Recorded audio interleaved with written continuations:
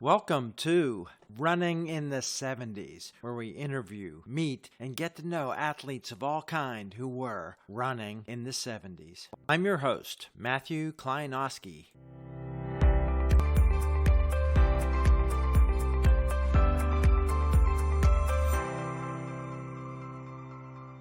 Today on the podcast, we're in California with someone who has a 30-year running career, national championships, Olympic finals, must have some great genetics because there's dad, brothers, husband, who all were elite runners. Today, welcome on the podcast, Ruth Wysocki. Hi, Ruth. Hi, thanks for having me. Ruth, let's tell everybody your origin story from age 10 when you began running. How did you get into running? My dad was fourth in the California State Meet in 1946 in the 880, which at age 10, I don't know that I was really aware of that, but he had started doing some running again after having 4 children, a full-time job, and loving to play pickup basketball. The story goes that he was starting to have some blood pressure issues, putting on a little weight, and that my mom was in a panic that she was going to be a single stay-at-home mom with 4 kids. And so she said that if he didn't get in shape, he couldn't play basketball anymore. That's the family story. So he started to run a little. And my amazement now is with no internet, no coach, no whatever, and I don't know how he found out that there was this talk of starting masters running for men over 40, just the men, no women. That sort of became a goal to get in some kind of shape. So he took his computerized running tables book and went for some runs and connected with a group called the Seniors Track Club, and off he went. So at age 10, growing up in Azusa in Southern California, our local community recreation department, in the summers, they would open up the Citrus Junior College Stadium. The rec leaders would be out there. I doubt that any of them really knew much, but they showed us how to use starting blocks and do the long jump. And then they'd have these little all-comer meets every Friday. I think we just ran the 50 and the 100 and maybe did the long jump. I don't know, but maybe we ran the 220, but nothing further than that. After this series of meets and winning ribbons and such, my dad saw that there was a local club that was bringing up, group to these meets. Given that I really didn't train, I was keeping up and beating most of them. So he found out how to sign me up for the Covina Valley Vikings, and off we went. When did you really have success that looked like this might be something that's going to happen before you're out of school at a big level?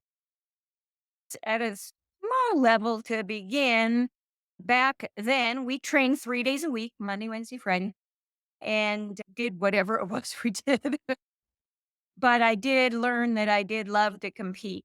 And they entered us in an AAU age group meet. They decided to put me in the 880. So hilarious. In practice, the day before that, we ran an 880 and I ran 301. Anyway, I think by then I had 11. But anyway, went to this meet and finished third. I'm trying to remember what I ran in that first one. I want to say 244-ish, but got one of those little AAU medals. They look like the little shield. And I was hooked. Like, when can we do this again? In my second meet, we went up to Ventura. The girl who beat me in the first one, by the way, found out I was supposed to be in the novice race, and it was a mistake that I was even in the main race. But went up there. The girl who won the week before wasn't there. Off we went, and I ran. And as I finished, I heard the announcer excitedly say, "It's a new national record, 2:33, I think." I had no idea what a national record was or that anybody even cared, but that was pretty cool too. That early success just made me want to keep at it. Almost right away, people were like, "Oh, you're going to be in the Olympics one day." And I'm like, "Oh, geez, you guys have no clue." That idea of actually doing that probably didn't come about until I was about 18. Let's talk about what it was like. Your dad being a competitive athlete in high school, knew about equipment and training. What equipment did you get? And when was there a team in the school that you were actually on? Because I don't think there were girls' track teams then in starting. There was not. In Southern California, we're in the CIF is the organization. There was no CIF for girls at that time, but we did have this club system, the Long Beach Comets, the Rialto Roadrunners, who I ended up running with. We had meets all the time. We just loved to race. And we did our thing and didn't even really think about the fact that the school didn't have it to offer, but the club system was there. And after that first year with the Covina Valley Vikings, we hit cross country season. Cross country for age 10 and 11 was 3/4 of a mile.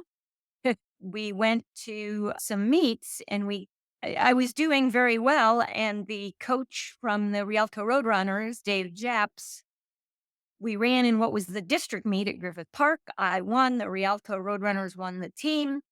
And Dave Japs came to my dad and said, "Are you going to the state meet?" We're like, "What's a state meet? What, huh?" The meet was up in Sacramento. My dad came up with money for 2 plane tickets for he and I. Budgets were tight. We flew up that morning, ran the race, and flew back because we didn't have money to do hotel or anything. I won the race. The Rialto Roadrunners won the team. Dave Japs comes to my dad and says, "Hey, she should be running in the national championships." And we're like, "Huh?" We go, "When is that? Where is that?" I think it was 2 weeks following that Saturday after Thanksgiving in Frederick, Maryland, which when you're in Azusa, California, that might as well be on the moon. There was just as much chance of going. Dave persisted and said, "Look, if you can come up for the money for a plane ticket and some meal money, we've got rooms, we've got places. I think we're being privately housed most of the time and stuff. But she can come with us. We've got chaperones, we've got a whole group. She won't need to pay for the hotel. We'll just put her in there." So my dad went to the school district where he worked and some local clubs, and they pitched in and got me a plane ticket. As a mother now, I almost can't even fathom that an 11-year-old girl was allowed to travel with this group of people that we really didn't know. And I won the race, and the Rialto Roadrunners won the team. And we decided we should run for the Roadrunners. They were about an hour away from us. At that point, my dad became my coach. And on we went to the next phase. We can jump through all the way between that and high school and see just what stories come up. You had great success winning cross country, state champion in the 400 and 800. Were there races longer than 800 in the school system by the time you graduated? Yes, by the time I graduated, but my junior year of high school, I got a call from Chuck Bibas, who ran the LA Track Club, and said, "Would you like to run for the LA Track Club?" And I'm like, "You're too far away. That's not possible." And he said, "There's a splinter group out in Claremont near you, coached by Vince Reel. His wife was Chi Chang, who was a world-class sprinter. Marilyn Neufeld, who held the world record in the 440. Joanne, whose last name I can't remember, ran the hurdles. And Vince was the coach at Claremont Men's College. Harvey Mudd had a combined program in the Claremont colleges. So my junior year of high school, I actually trained at the Claremont colleges. Into the season, it was stated that there would be a CIF championship for girls. Not the state meet yet, but what's the equivalent of now their masters meet. At that point, you were not allowed to run 2 distance races in the same meet. So running the mile and the 880 was out of the question. The 880 was definitely my better event. So we decided, and again, this just seems insane now, especially because I really did not run that much, to run the 440 and the 880. So the 440 had about 15, 20 minutes rest while they ran the 100 and bit them into the 880. And I did win them both, but I don't know what I was thinking that made me even attempt something so insane. But it worked. That was before Alberto Wantarita did it. Yeah, that's Yeah. a double that Yeah. is not common even again to this day. No, and certainly not in a meet where you have one event in between the two and you probably run a massive about 25 miles a week. Anyway, that was that desire to compete, and just the gun goes off and you just determination, motivation. I don't know, does it. Vince Reel then retired. So going into my senior year of high school, I was without a coach in the team. And my dad went to the high school and spoke to the coach, who again, then it was only a boys' team. I had two brothers that had already run there, and asked the coach, would you coach Ruth? And he goes, she can be on my boys' team. And okay, I'll just be one of the guys.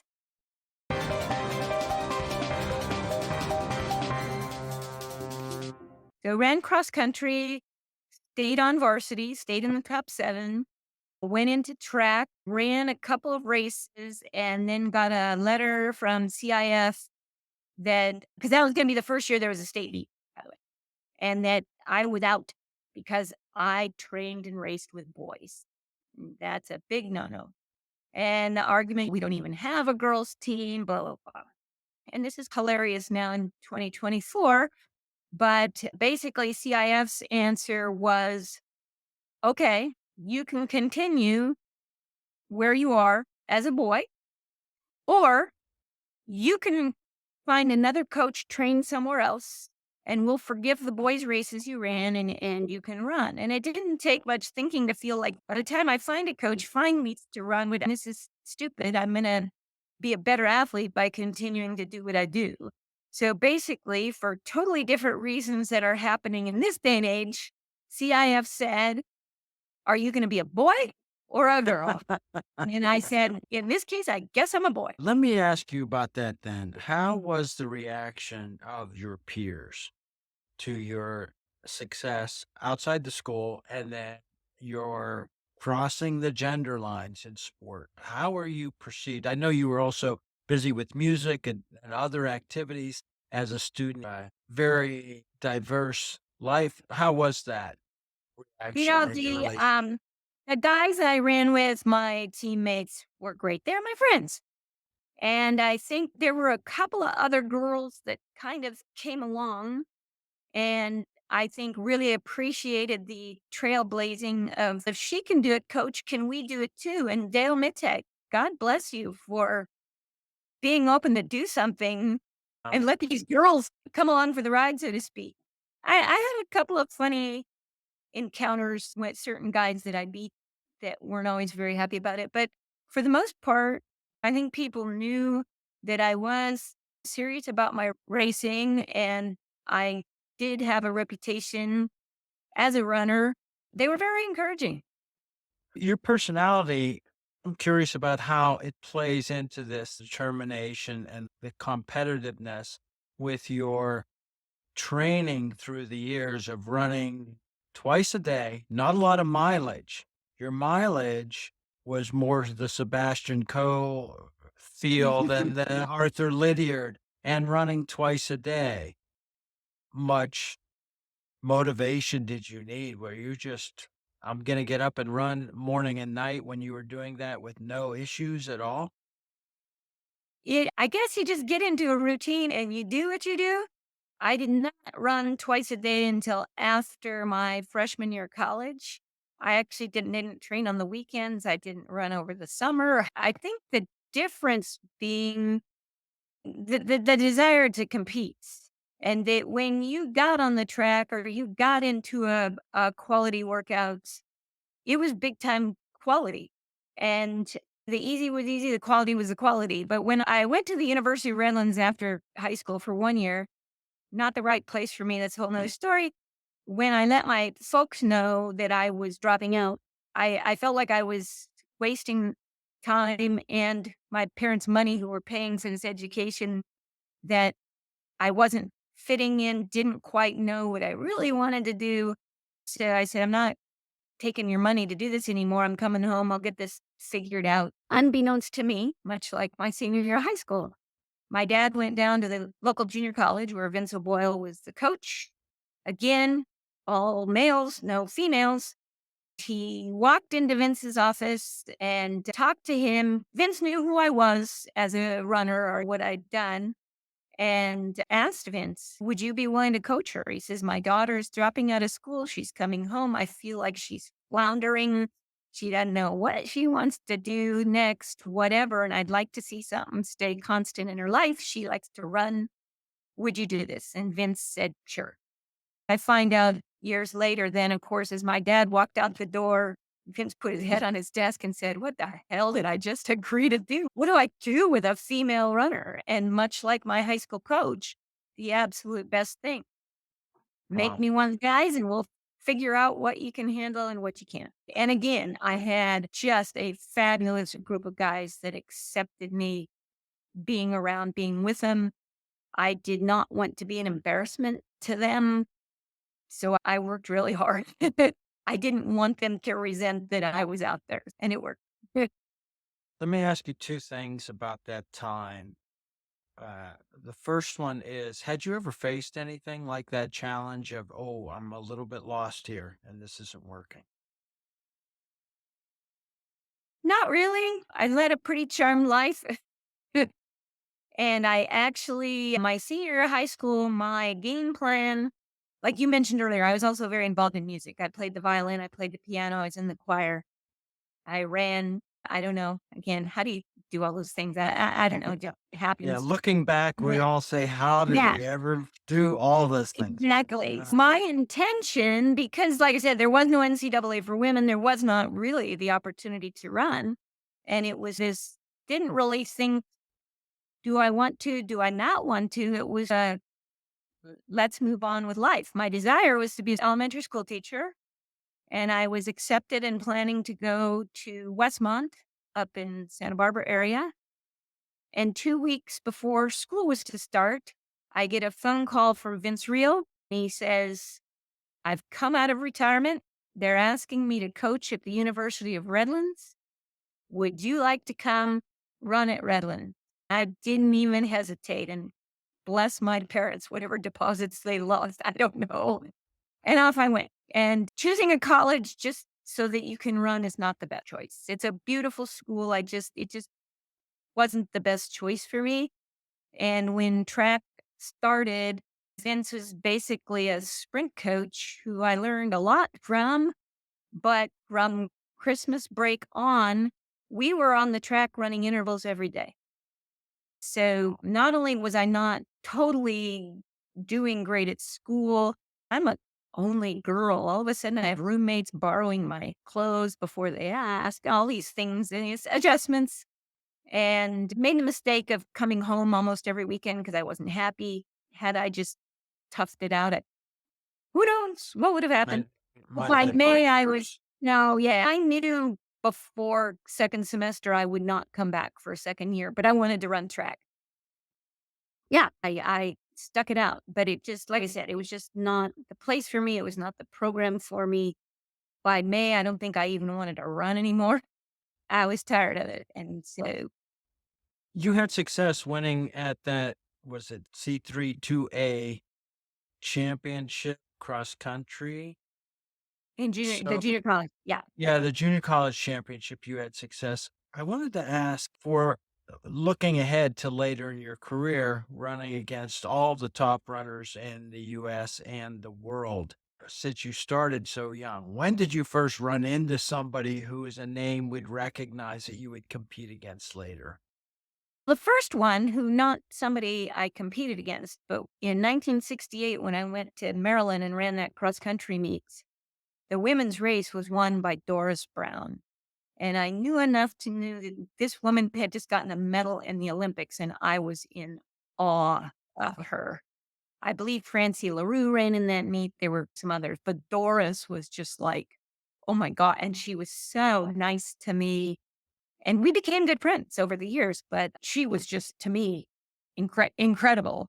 Then being in Southern California, yeah, there were a number of people along the way because we would run at Mount Sac relays and some of that. It became more so after I left Redlands and was training at Citrus because I was running in meets that were of more importance.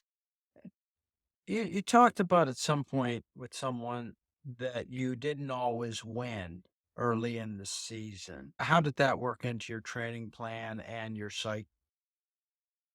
I think, yeah, I was just on a Zoom call the other day with a whole group of runners. And we had a similar conversation.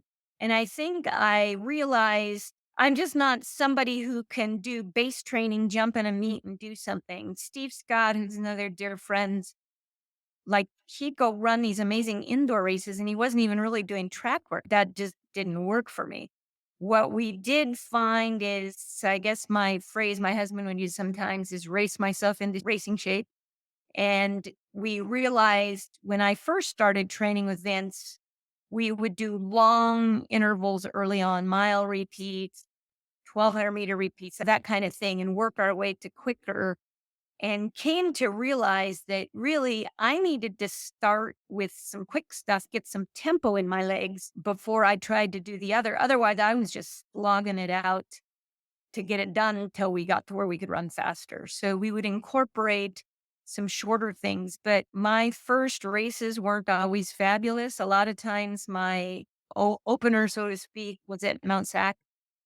And I can remember a few times not being out of it, but being second, third, whatever, and having people crow about they've got my number now and they're better than me. And okay, see you in a couple weeks, which is another motivation to get it in gear.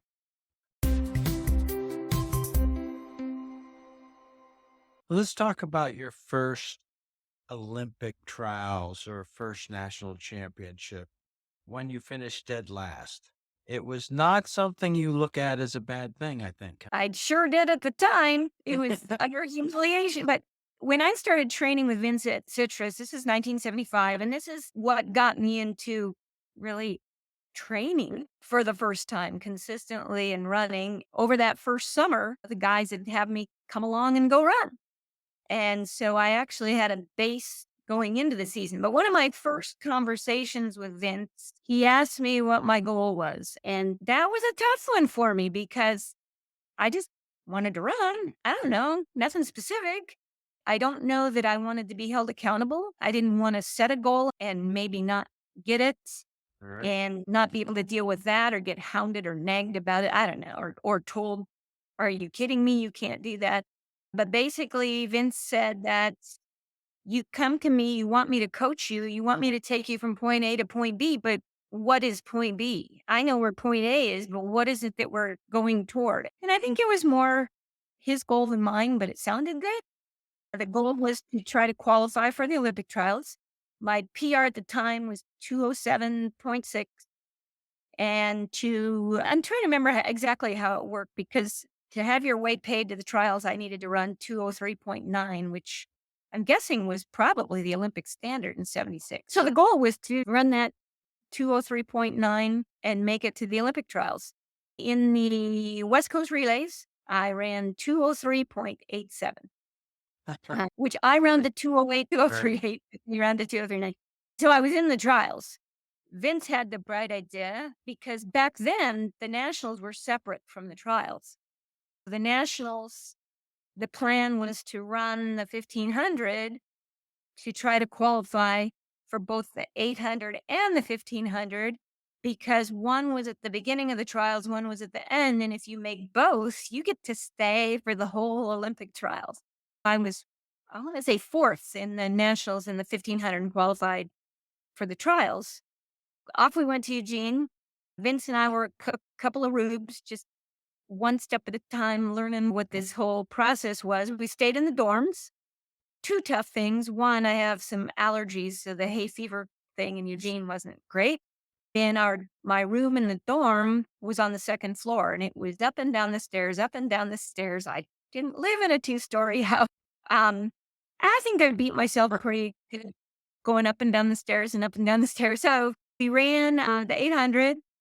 The first round, there were the exact number of gals in the first round that they needed for the semi. So much like, what was it, the women's hurdles this year? Yeah. Everybody's in the semi. Yeah, they just jogged. Yeah, but you have to run because your place and time determines lane assignments and stuff in the semi. Ran the semi, made it to the final. And that had been the goal, to make it to the trials and then adjust that goal to make it to the final. Just at that point, like I said, probably walking up the stairs too many times, running heats, next day running the semifinal, day off, hit the final, and There was just nothing. I wanted to, but I remember, and I just looked this up recently. I think next to the last was about 205, 206, and I jogged in at 212. I mean, it was, as I'm coming onto the straightaway, I was humiliated, embarrassed. Oh my God. My goal was to make the final, and I'm DFL. This is the most humiliating experience of my life. I did run the 1500. By the end of the week, I was really knackered. I didn't make it out of the first round, which Tom Sturrock pointed out later. That's the only time I didn't make a final, whether it was nationals, Olympics, world championships, whatever. I always made the final. Didn't always run well, but I always made the final. By the time I left Eugene, my mindset had totally changed to I wasn't humiliatingly last. I was eighth in the United States. And Madeline Manning was up there. Surely she's got tired. Who knows if other people will change events who'll still be around. And then it was like, wait a minute. By 1980, it's very remote, but there's a chance. But did you make any friends and relationships from that time in Eugene that you still have? I did. Many of them were coaches that were Vince's buddies and have stayed very close with all of them over the years. We just became close with Sue Vigil, who is in New Mexico. Sue was a good friend. Cindy Poor, Judy Graham, some of those Cinder gals, mostly because of their coach, Augie. And you go to these meets and you tend to run into the same people all the time. If I look at who's on the list, a lot of them I would still call friends today. Nice. We'll jump around. You're well known for beating Mary Decker twice and in a couple different events. What was your approach when you were the underdog, but you knew you were right there? Let's talk about that 800 meters. I'll go back to the verse. 13 years old, about to turn 14, and we're running a mile race at Golden West College. Mary was 12. I was about to turn 14. This is going to be my last race in that 12, 13 age group. And we were running the mile. My dad was my coach at the time. He said, everybody lets her just run away. They don't challenge her. She takes off, but if you notice, the pace slows down. But by then, she's so far ahead. And I find that with girls a lot, having been around high school girls. Oh, I can't pass that person. They're better than me, or they're my friend, or whatever. And things were a little different. But my dad challenged me to stay with Mary and to push her at a time when she wouldn't be expecting it. And that was to go at the start of the third lap, really push that third lap, which I did. And anyway, long story short, I ended up winning. Mary was second. And I remember that feeling when it was over, the way her coach, her mother, and everybody attacked her at the end. I remember having that feeling like, we'll run again and you can win. It's okay. It's not that important. And these people are treating you horribly, which of course doesn't make me feel good like winning. So that was number one. Then in my year at Redlands, into the season, we went to a meet up in Bakersfield, and a similar thing. Vince Reel said, if you're with her with 200 to go, you can beat her. The problem is being with her with 200 to go. And that was my 207.6 PR where I beat Mary. And she was coming back off an injury. It wasn't like maybe her finest hour. Then we hit 1978 Nationals. This one, there's no excuses for anybody. Everybody was No. injury free and at their best. Yeah. Yes. Coming back from injury, running well, and being the underdog's a cool thing. You got nothing to lose. Over the years, whether it was my dad, Vince Reel, later Vince O'Boyle, if you're with her, you can beat her. You just have to stay with her. The funny thing, in 76, 77, 78, we actually trained to run the 1500. When it would come time to make a choice at a big meet, my comfort zone was the 8, and I'd always chicken out on the 15 and run the 8. Yeah, that was one of those, you got nothing to lose. Stayed close. Those haunting voices in my head, 200 to go, you can do it. Not really expecting that it might happen, and it did. Yeah. Did you notice a change in the reaction of Mary's team towards her, or was that still something you noticed? I didn't really notice at that point. Of course, now we're adults and mommy isn't on the side of the track, and that's a little different. And I think on I can't speak for her, but I think on her part, honestly, she's used to running away, hide, and winning. But at the same time, I think she had to know she was on a comeback situation and getting out there again. Winning that race at the national level, then, how did that change what you saw in goal setting? Were you then able to set these higher, more specific goals? Yeah, I think so. I think I try to think of what phrase would describe it. All or nothing sometimes. And again, being the underdog when you have nothing to lose, I tended to have a harder time maintaining that. After the trials in 76, 77 didn't go as well during the track season. I was training at Citrus at that point. In that spring, summer, Vince said that there were some girls who ran at Arcadia High School that had come to him asking him if he would consider starting a girls' team at Citrus. Of course, Vince always says yes. When somebody needs him, he says yes. There were 3 girls that came from Arcadia, and I believe they all ran 220 or better in the 800. And they had a friend who ran, but that's all you could say. She's our friend and she runs. So Vince was, hey, Ruth, if you were to come and roll and take 12 units, you'd be our fifth. I mean, we need 5 people. 15 feet. I'd be number 5, but I'd be the 5th that would make it possible. You were helping overcome another barrier in women's sports. You needed to get a 5th runner to make a Yes. competitive team. I got married in December of 76 to a person we can forget now. But I was working full time. I worked as a clerk typist for the Azusan School District, typing all the purchase orders. I would work out earlier in the morning and meet Vince after work.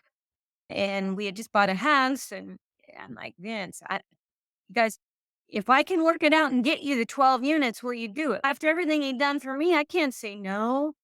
It turned out to be a good thing. After the trials in 76, the year 77 hadn't gone that well. And yeah, this was a new motivation of something to do. It worked out well. I won the cross country twice.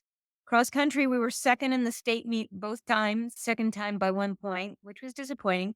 On the track, I won the 800 and the 1500 both years. But in 78, that really gave me the springboard of where to race, what to do. And yeah, it made a big difference. Of course, the U.S. did not compete in 1980 Olympics. So let's talk about through the 70s in terms of the changes that you saw with equipment, facilities that you were running on, maybe the disappearance of dirt and cinder tracks and the shoe changes. What was Mhm. that going on for you during that decade? I know in 76, it was interesting being at the trials and people giving you shoes, which was pretty amazing. And Adidas had come out with a spike. One thing I remember was because back then we did race on dirt a lot, and West Coast Relays was on dirt. Up my track I trained on was dirt. Mount Sac was still dirt. These shoes were so amazing, but they were made for the all weather track. The material, whatever it was that was other than the spike plate, if you walked in the grass in them, it would get all caught up in there and you'd have to pick it out. But I remember, yeah, having shoes that were like, wow, this is really something different. There were definitely more choices of what to wear, especially training shoes where we trained in the old Tiger Marathons. Wafer racing shoes now have more cushion than what we ran in, but it's what we did. Often, if I was on an all weather track, the shoes came off altogether. Like, why do you need shoes if you're on this all weather track? But yeah, got to see quite a few changes uniform wise, as opposed to a lot of the polyester and stuff that was hot. When I was at Citrus, I actually made my own shorts to get that bun hugger thing, whatever, instead of the dolphin shorts. I don't know. Seemed okay at the time. But yeah, watching that progress of choices. And of course, I ended up working for Sub 4, but Sub 4 coming along with the shorts that actually had the built in liner and the nylon tricot fabrics. Yeah, things got better all the time. Let me ask you a couple more questions. Did you have Addis stars? Do you remember those? Yeah. Yes, Yes, I that's the did. one. I ran it. Even I mine a ran. I bit. ran in those for a couple months. Yeah. Now, what about your plans to be a school teacher up through this point? Had any of that gotten into the program? You were working in purchasing at the school, not being a school teacher. How were you balancing that early ambition? In this day and age, it probably sounds funny to people, but back then, I had dropped out of school. I had come back. I was working full time, bought a house. I was married. I was living what I thought was my happily ever after. And I just, at that point, I had a job. I was running. Life was good. I didn't feel any desire or need to go back to school or pursue it. Did my 2 years at Citrus, but not with any goal of taking it anywhere. Just was getting on with life. Cool. What happened with you when the Olympic boycott was announced? And did that change your outlook of your running career, then looking forward for another set of years? And 1978 was a very good year. 1979, not as good. Coming into 1980, if I remember right, I believe I had the qualifying time for the trials, but I developed some plantar fasciitis.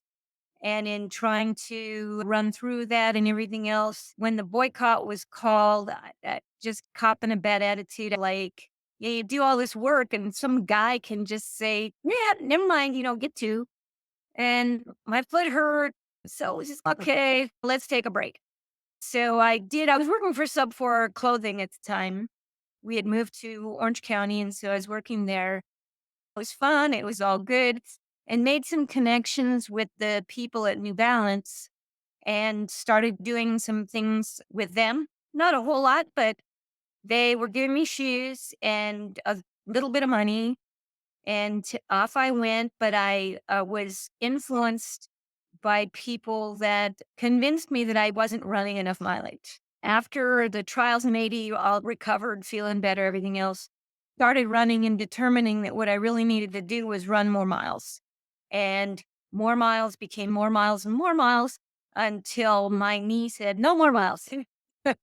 I felt like in 81 in the spring, I was in fantastic shape, strength wise, like excited, looking forward to now I'm going to show y'all what I could do. I wasn't a fluke in 78. I can do this. And my knee started hurt. It was a tendonitis issue, pretty much, but ended up having an arthroscopy. We had access to the Curlin Job Clinic. Robert Curlin was my doctor, and Frank Job did the arthroscopy. And they went in, took a look around. I remember going back a week later for the follow up, waiting to hear what they fixed and be ready to go. And Curlin told me that he said the back of your kneecap should look like an elephant's tusk. Yours looks like crab meat. And it's just wear and tear. There's nothing to fix. We didn't fix anything. There's nothing to fix. It's just not good. Really, your only hope is you need to take an extended amount of time off, not run, not cross train, not like hope that Mother Nature heals it. But there are some people who have more heart, desire, willingness to push themselves and everything else than their body is capable of holding up to. And you might very well be one of those people. Now it's devastating. The only thing more devastating being I went home and my husband told me he didn't want to be married anymore. So What a at year. 20, here I am.